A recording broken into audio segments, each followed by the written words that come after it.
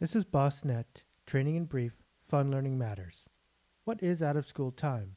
It can look very different in different places and might even look very different within the same organization. We see it as the environment and the approach. The environment is the space that the program takes place in, or spaces as it may be. It is the staff and the competencies they bring, as well as the cultures of the families, the needs of the children and youth, as well as their individual temperaments, and the community and its values, as well as its own needs. It's also the approach. The approach in out of school programs is relationship based. The approach is also responsive to needs, able to shift. It is multi generational, both in staffing and often in grouping of the children or youth. It is the flexibility to be able to change the program when needed, is diverse, reflects the communities it's in, and an active learning that can lead to a fun, unique developmental setting for youth. Out of school time may look very different in many different areas and very different for many different programs, but it is the environment and the approach working together, and that's where we find quality at the point of service. What is project-based learning? Project-based learning is fun. It is topics that can be selected by the children and the leaders to come up with very non-traditional ways of learning that out-of-school time can afford. This learning integrates skills rather than segmenting them, is flexible, shaped by the interests and reshaped by the learners and the leaders, and results in a product, performances, presentations, what have you. This is an approach and not a curriculum. There's nothing you're going to get out of a box from this.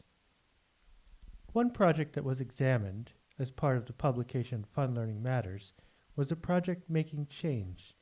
Very simple. Children wanted to sell items. To do this, they had to learn a number of skills. What did they learn? Well, we can look at what they learned based on the tasks they did. Children learned to make items for a certain cost and set a price that was realistic. They learned how to actually make change and sell things. They learned about profit and where profit could go.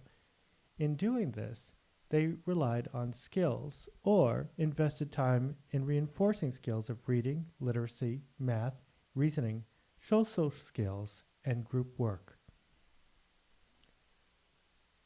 Now, what did the project leader need to know to run this project? The person running this project needed to know how to make a plan, how to manage a group, and how to ask big questions.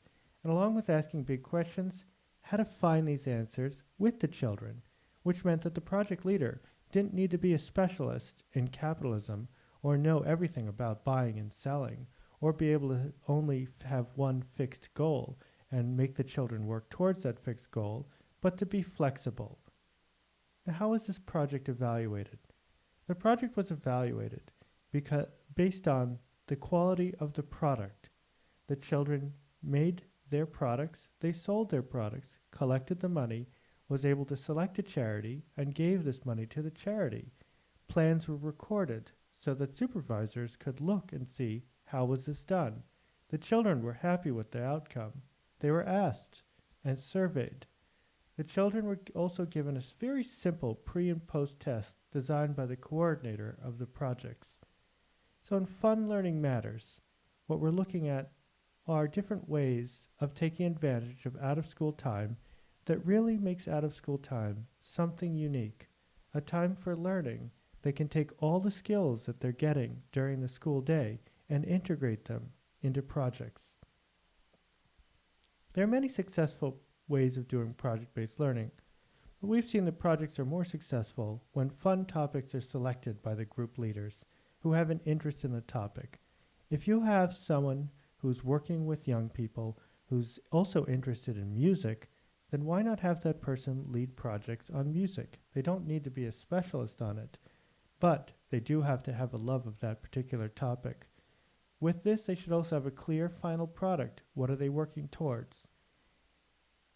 So with the fun topic, this can rely a lot on popular culture. It can really express the interests and the needs of the children's lives as they live them, rather than just academic topics.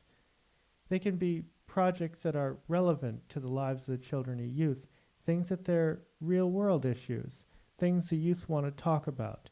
These may not be the issues that you think are important. Might be issues that the children think are very important. They can go from the sublime to the ridiculous. You might do a project on zombies, but there's many things you can learn if you know how to set the right learning goals. In setting these learning goals, it's asking big questions. Asking big questions with the children rather than telling them small answers. What we want to do is look for a final product that helps show that these big questions have been explored or perhaps even answered. This might be community improvement, it might be a performance for friends and family, it might be any kind of a presentation that really connects the children to their community in some way. Now, how much time are you going to spend on this?